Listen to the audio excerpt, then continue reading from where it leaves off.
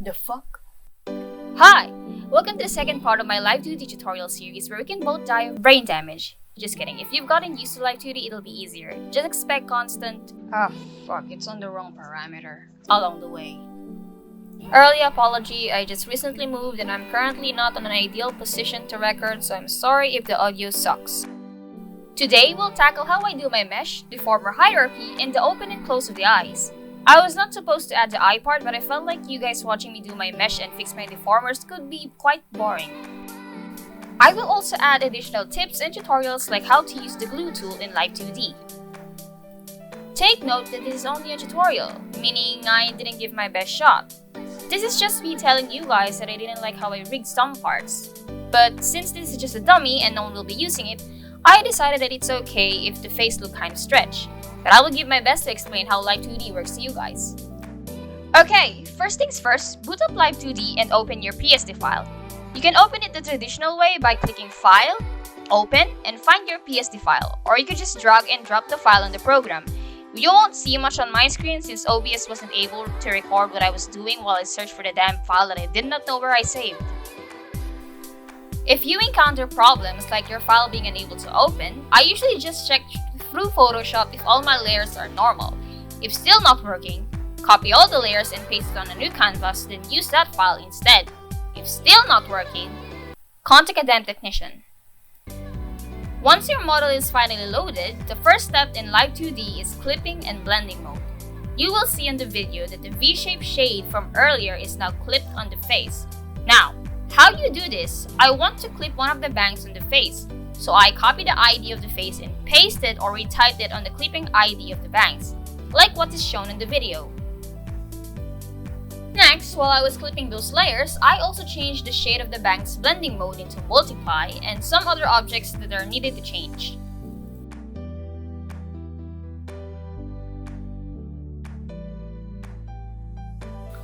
On the previous video, I told you guys to make an extra circle shade. Now, clip it on the outline of the face.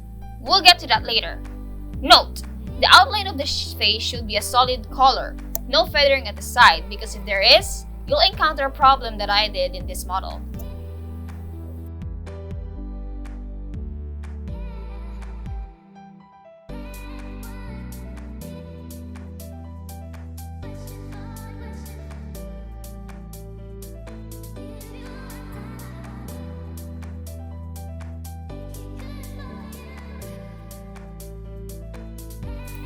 Be sure to delete some layers that you won't be needing before rigging your model. In my case, I forgot to delete the sketch layer. Using the arrow tool or just press A, you can select all of your visible objects. Non-visible objects won't be selected. And here you can just use the automatic mesh generator or Ctrl-Shift-A. Preferably, I use standard and just play along with the settings as I go. Ignore the black box at the top left. OBS did me dirty here.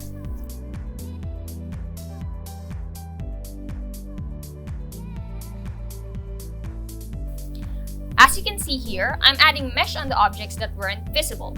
Pro tip, be sure to make all of your objects visible before using the automatic mesh generator. Don't be like me.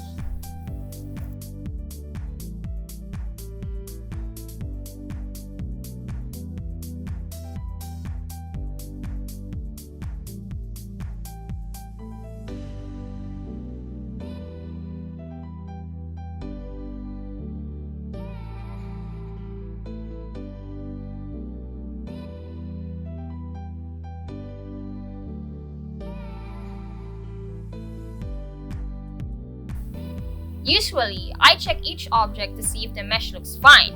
If not, I use Edit Mesh manually or Ctrl-E to fix it. I want the mesh to be balanced, so you will see me making evenly distributed triangular shapes on each of every object. You don't want to watch me fixing the art mesh for an hour, right? So let's speed things up. I'm not going to skip straight to when I was fixing up my deformers because I like to let you guys know what the mesh should look like. I'm not saying how I do it is perfect, but this is how I prefer it. Take note, the more movement an object have, the more heavy the mesh should look. The less it have, the more stiff it will be.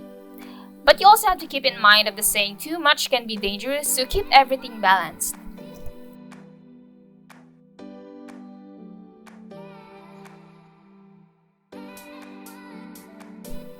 Sometimes, if I can't fix the mesh manually, I play with the automatic mesh generator and find the settings I want or the closest to it. Usually, I still ended up fixing some corners, but that's to be expected.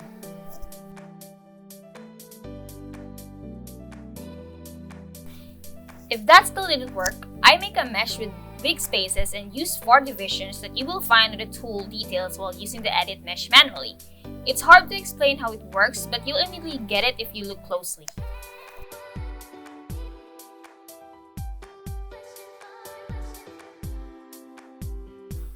Is it just me, or are the names of these tools are too long?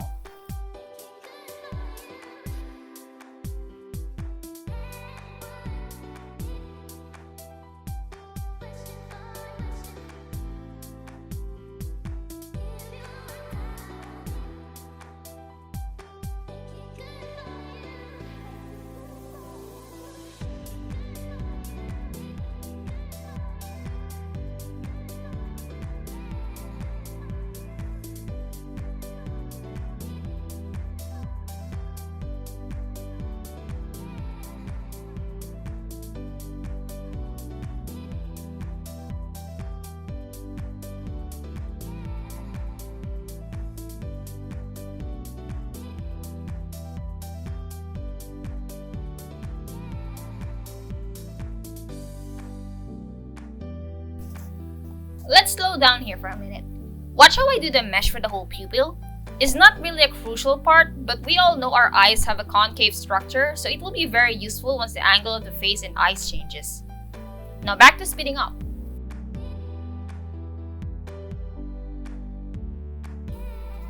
Talk about the heavy amount of mesh for the eyes.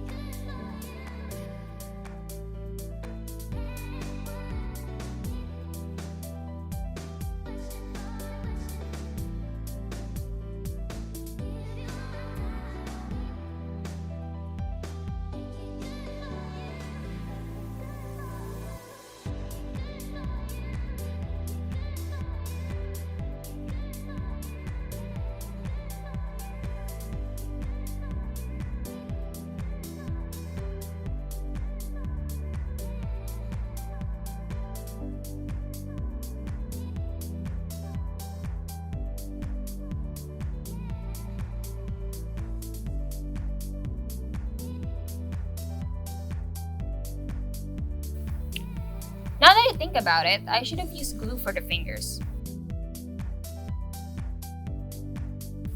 And now that we're on the topic of glue, let's slow down. You can see here, while I was creating mesh for the arm and forearm, I will be using glue. How I use it can be different from how others use it. But here's how I use glue. I first select the 2 objects I'll be gluing. I then use the 4 division to have evenly distributed polygons and adjust it. Take note that that's the maximum.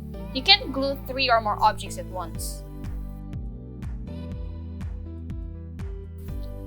After doing this, I then select one of the objects and erase a part of the mesh, did some adjustments, and continue with the other part of the arm. I then select those 2 objects again with the arrow tool and use the edit mesh manually. Going to the tool details, I use the lasso tool and select the area I want it to be glued before clicking bind. By then, you will see a yellow line proving that the 2 art mesh are now glued together. Now, if you move it, it'll stay locked together. But it looked freaking ugly. This is where the edit glue tool comes to use. I don't know how to explain this, but I just feather out the yellow side depending on the color, whether it's green or red. Then a bunch of trial and errors before I come to like the outcome.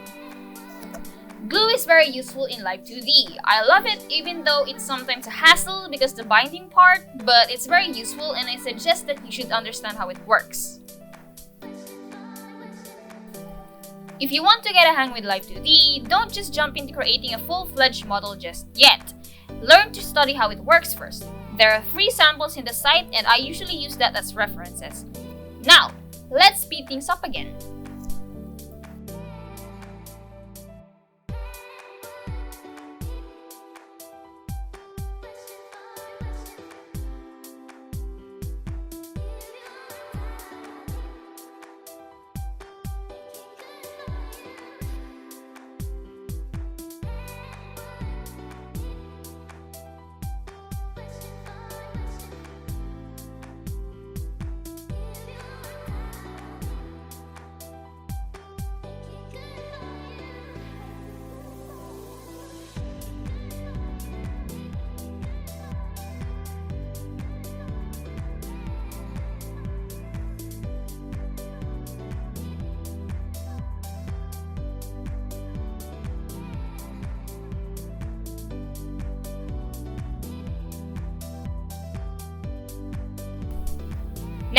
creating the deformers and rotation deformers. To be honest, it took me a while to understand how it works and its hierarchy. It's technically like a mesh tool but more fluid. Was that the right word? Anyway, in drawing, it's technically the same as grouping the layers. So as I make the deformers, I group each part. I group all of the front bangs, the side bangs, the back hair, left eye, right eye, nose, and a bunch of other objects that needed to be grouped. Now, for a beginner, deformers are very tricky. The longer you work on the model, the more deformers you make, but as of now, I will be making deformers just to group each. Remember, it's like grouping your layers in whatever drawing program you use. It's basically a folder within a folder that's within a folder and so on. If you want the settings for my deformer, because OBS wasn't able to record it, I use 8x8 for the number of conversion division and 2x2 for the Bezier number division. It changes depending on how big and long the objects are, especially the Bezier number division. If you still don't get it, take some notes on this video because I won't be speeding it up. If you do, however, get it, I will leave a timestamp on the description.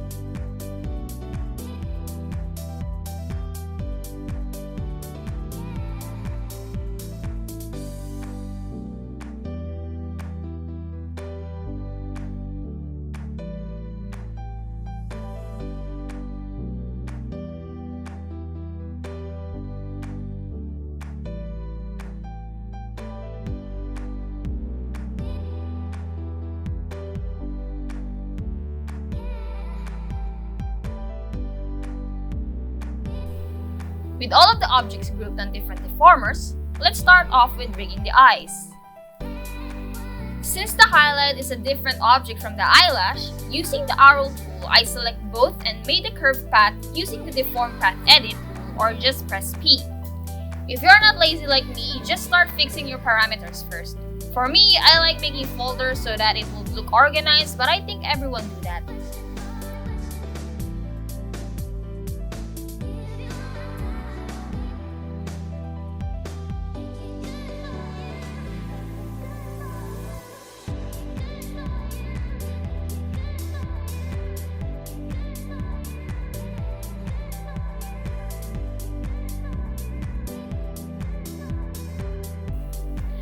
Remember, the left and right are different, so basically the right eye is for the left and the left is for the right. Keep that in mind, always. Now, I use the parameter IL open for the selected object. Those green dots are the keyframes. If it's green, then the object you're using uses the parameter. If gray, then the object you're using does not use the parameter. Rather, a different object does. To distinguish what keyframe is for open and closed eyes, click those three lines at the top right and click Parameter Settings. A window will pop up and it will tell you what keyframe should have closed or open eyes.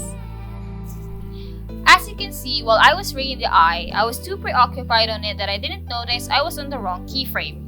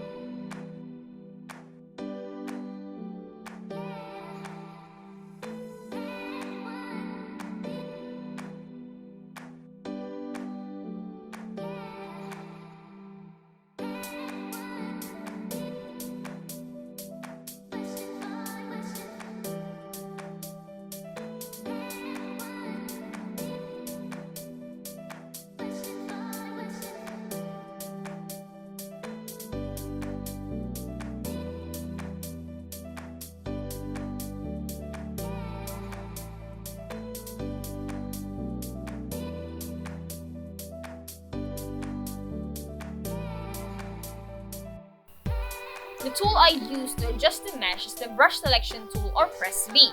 Shift then drag if you want to select multiple areas. Shift Ctrl then drag to erase the selected area, and press V then drag to increase or decrease the brush size. When I said drag, it meant long press the mouse and drag it either left or right. I like dragging the pupil and the eye shine down whenever the eye closes, along with adjusting the eye to the pupil. It gives off a more natural, it looked natural.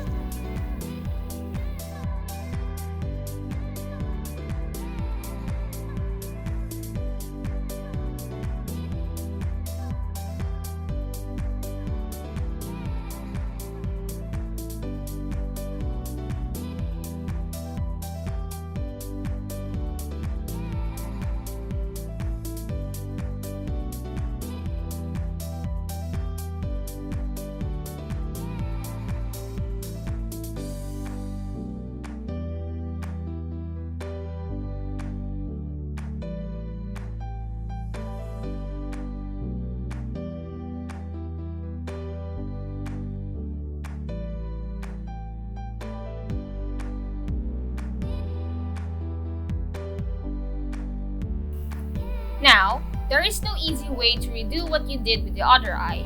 The copy and paste tandem here does not work that way, so you have to make it synchronized manually. Okay, to be honest, I'm not sure now since there are new updates, but who knows.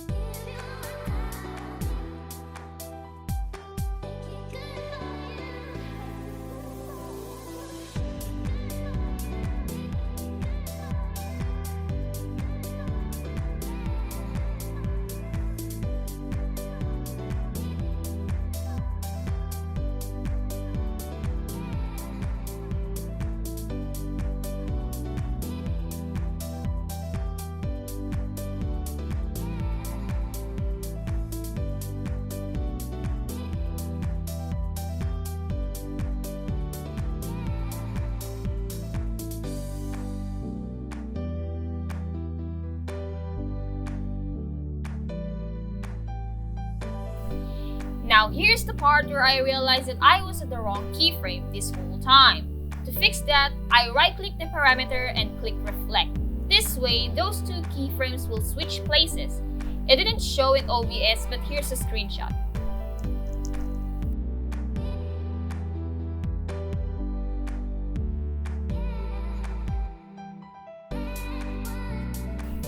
Here, I plan on deforming the eyelash a bit higher to have a surprised look. So I added a keyframe. To manually add keyframes on a parameter, right-clicked it and click the green dot. A new keyframe should show up. Now, I need to move the opened eye keyframe on the new keyframe. Now this is where the copy and paste tandem enters. Click the parameter, then select all objects assigned to that parameter by clicking select. Then press Ctrl-Shift-C to copy. Go to the new keyframe and paste it by pressing Ctrl-Shift-V. Now, we can change the old eye open keyframe into a more surprised look. I find stuff like this very useful, especially when I make mistakes in rigging.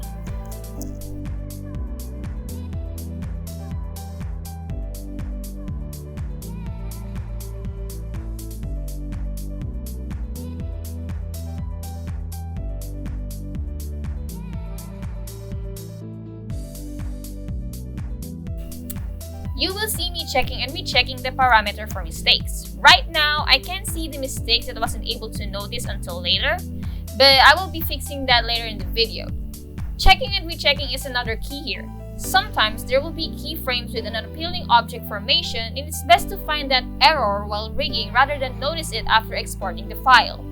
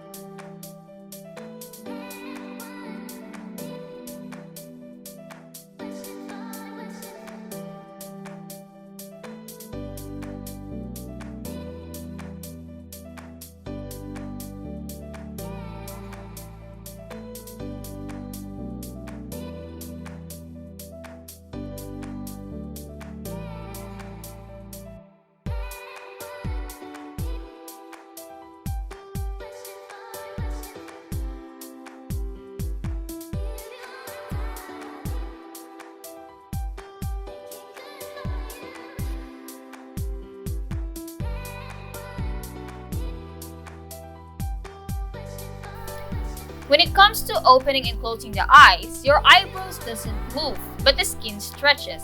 So I exaggerated that movement and make the eyebrow raise up and down when the eye opens and closes. I didn't want to deform the object itself, so I created a deformer for each and used that instead rather than the object itself.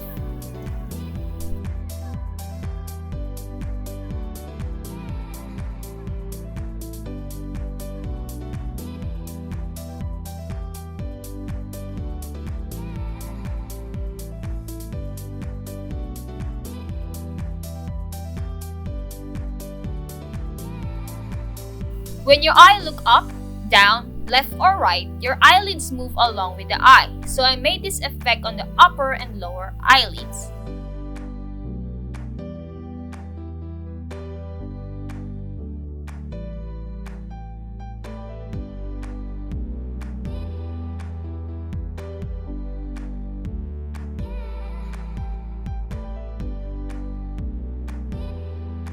After finishing that, the eye should start looking like this.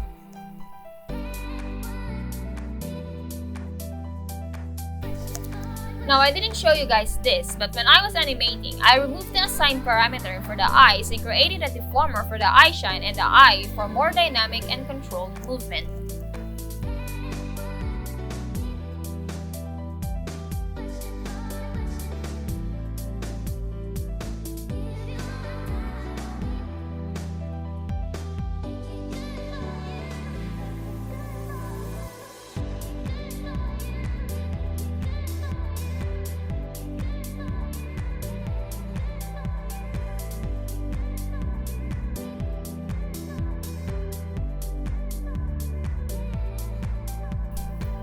For the eye size, I created another deformer for the eyes and named it, well, eye size. With this, I can change the size of the eye by still managing to make it move. If you didn't do this, the eye will revert back to its normal size whenever it changes position.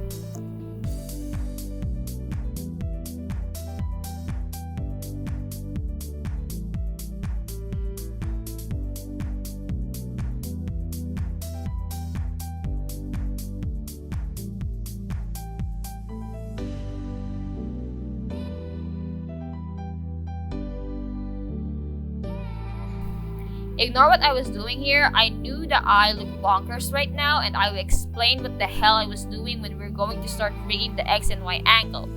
It's the kind where I copy the deformer and use that deformer on a different object. Right now, it's not working well.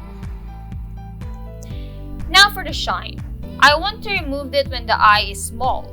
By doing so, I assign the shine on the eye size parameter and then drag the opacity on the keyframe where the eye is small to 0. This is basic understanding, guys.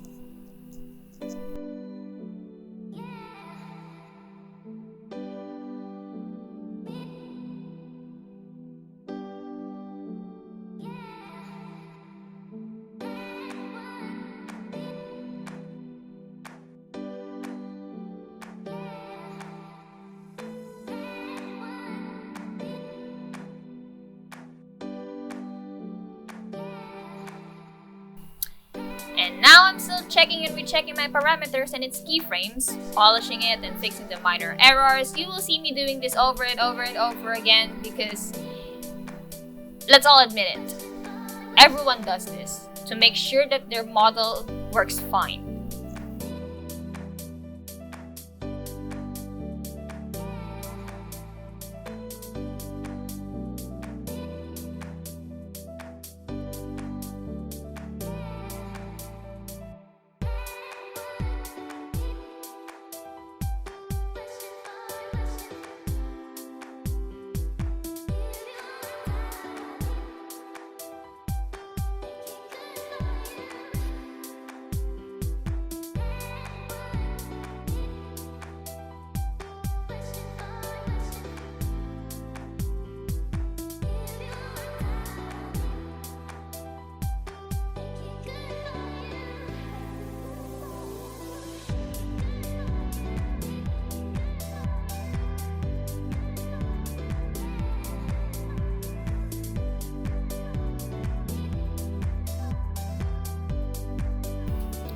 After doing that, it's time to move on for the parameter eye smile. This kind of eye smile.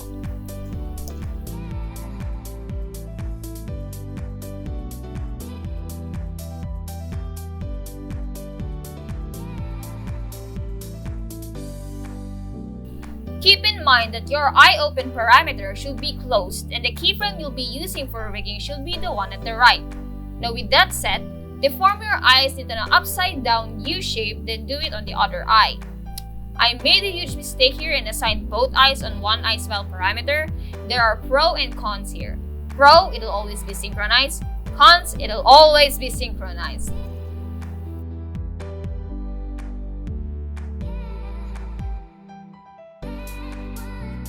Why are we still here? Just to suffer.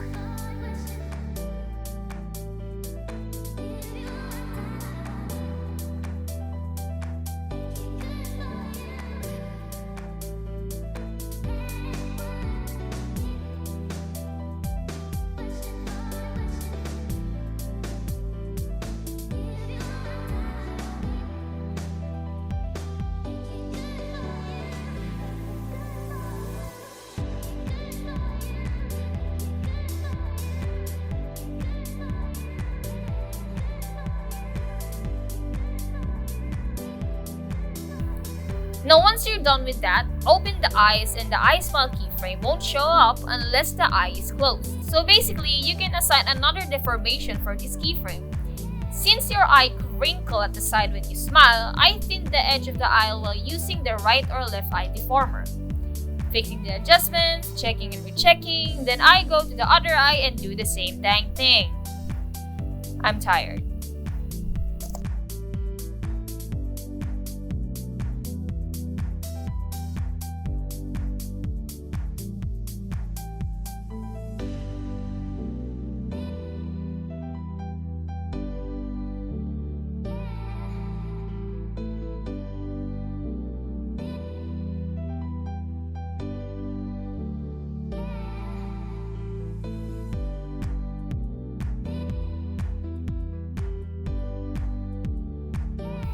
And that's it for today's tutorial. Next up will be the basic mouth forms and X and Y angle. Right now, I'm showing to you guys the finished product of my work. Just kidding, I'm not yet finished. I still need to tackle how to make expressions, exporting the model itself. But Niku, wait! There's expressions already on your model! Yes, I know, but this is an animation. You know, the one where they use on showcasing the Vtuber avatar? And if you're smart enough, you'll know that yes, I will also make a tutorial on how to showcase a model. Once I figure that shit out first.